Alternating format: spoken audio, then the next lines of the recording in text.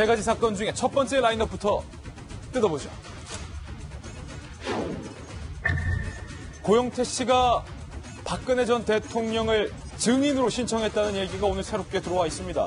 도대체 고영태는 박 전 대통령을 왜 불러내려 하고 싶어 하는 걸까? 상당히 궁금합니다. 고영태는 잘 지내고 있나? 여러 가지 궁금증이 나오고 있는 대목입니다. 김병민 박사님. 네.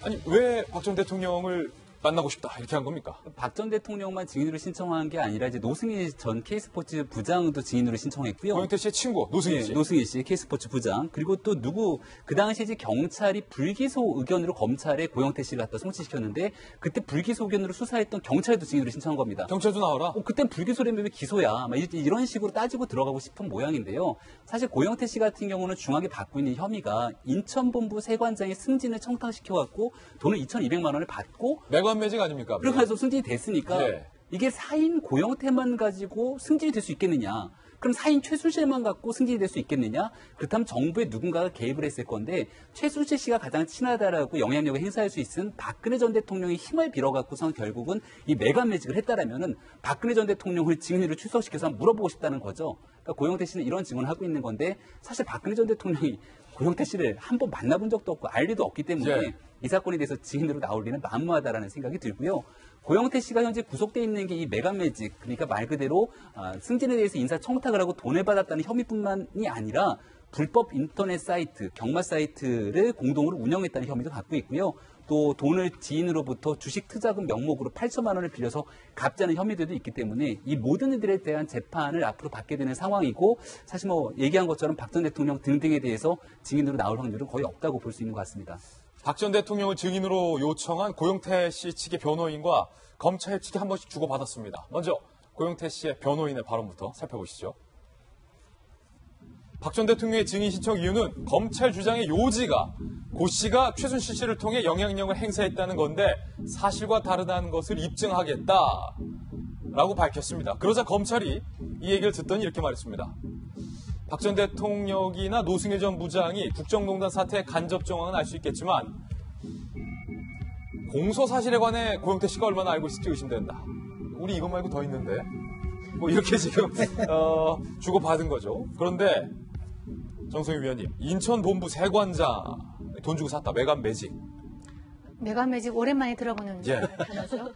얘기했지만 과거에는 궁전에 있는 사람이나 이런 특히 관찰사들이 돈을 많이 받고서 뿌리지 않았습니까? 그런 걸 얘기하는 이제 한자 용어도 있는데 지금 이제 이거 2,200만 원을 받고 그 준 사람이 승진을 했습니다. 승진을 했는데 그러면 이제 상식적으로 생각할 수 있는 거는 혼자 힘이 없으니까 지난번에 미얀마 대사나 누구도 면접을 했다고는 하지만은 그 고리를 유일하게 찾을 수 있는 고리는 최순실 씨죠. 최순실 씨가 영향을 이제 미쳤다고 보는데 저는 인천 세관장까지 박근혜 대통령이 개입했다고 보지는 않습니다. 대신에 여기서 찾아야 될 거는 그 최순실한테 이제 부탁을 했을 텐데 그럼 최순실이가 도대체 누구를 움직여서 인천 세관장을 했을까 정도는 분명히 사람이 있을 거예요. 그러니까 그거를 문고리 3인방이나 문고리 3인방이나 또 다른 사람일 수도 우리가 모르는 어떤 사람일 수도 있는데 그거를 찾아내면 될 것 같은데 거기에 대해서 굳이 박근혜 전 대통령까지 증인을 신청하는 거는 좀 이 문제를 갖다가 좀 물타기 해보려는 그런 전략일 것 같은데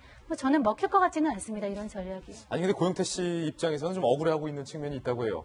박사 교수님 정치 잘 아시지만 아니 민주당 등등 그때 당시 야당 지금은 여당인데 그렇게 우리 고영태 씨라고 해서 증인을 보호해 줄 것처럼 움직이더니 갑자기 검찰이 구속을 해서 여죄까지 지금 묻겠다. 사기죄까지 묻겠다 이러고 있으니. 고영태 씨 지금 현재 보면 자범 수준 아닙니까? 자범 수준이다. 자범이죠. 매간 매직에다가 아까 또 뭐 있었죠? 사기. 불법 도박. 근데 한때 우리 이제 앵커께서 이야기한 대로 의인으로서도 이제 평가가 되고. 박영선 의원이 우리 고영태 씨 그러지 않습니까? 너무 좀 심하다 할 정도로. 그래서 고영태도 최순실과 관계된 사람이다 누구나 알고 있고 다만 고영태가 있었기 때문에 최순실에 숨어있는 국정농단이 드러났다는 건 좋지만 아마 저게 대통령을 부른 이유가 순수하게 자범 수준에 있는 것보다는 나는 어떻게 보면 정치범이다. 나는 그런 생각이 있기 때문에 이제 박근혜 대통령을 부른 거죠. 그러나 아무리 그렇다 하더라도 대통령을 전직 대통령 함부로 부른 건 좋지 않고 고영태 씨도 주어진 여건 내에서 자기 법률 방어를 철저히 해라라고 당부하고 싶습니다. 이제 자연스럽게 고영태 씨 얘기하다 보니까 박 전 대통령의 얘기까지 나왔는데요. 교정당국 관계자를 저희 채널A가 취재를 해봤는데 박 전 대통령이 구치소 측에서 제공하는 식사를 거의 먹지 않는다. 대신에 뭘 먹는가? 라는 얘기가 나왔습니다. 구치소 식사를 거의 하지 않는 대신 사과와 참외 등의 제철 과일, 우유, 요거트 등을 섭취해서 아예 굶는 것은 아니다. 서울구치소 측은요, 소량이지만 꾸준히 음식물을 섭취하고 있고 정기적으로 검진도 받는다. 건강에 큰 문제는 없다. 이른바 건강 이상설이 일각에서 제기되자 교정당국 관계자와 구치소 측이 이렇게 전방위로 아니다. 뭐 과일, 요거트 이런 거 잘 먹고 있다. 뭐 이렇게 입장을 발표한 건데 관련해서 뉴스 속보가 하나 지금 들어와 있습니다. 오늘 박 전 대통령이 재판에도 불출석을 하기로 바뀐 것 같아요. 어제도 이재용 삼성전자 부회장과의 만남이 성사되지 않았는데 발부상 때문에 김병민 박사님 네. 오늘도 역시 불출석 사유가 다리 좀 아프다. 그렇죠. 어저께 같은 경우는 혹시 이재용 부회장이 증인으로 출석해서 이걸 피하려고 하는 것이 아니냐라는 생각이 들었는데 실제 발이 좀 다친 게 맞는 것 같고요.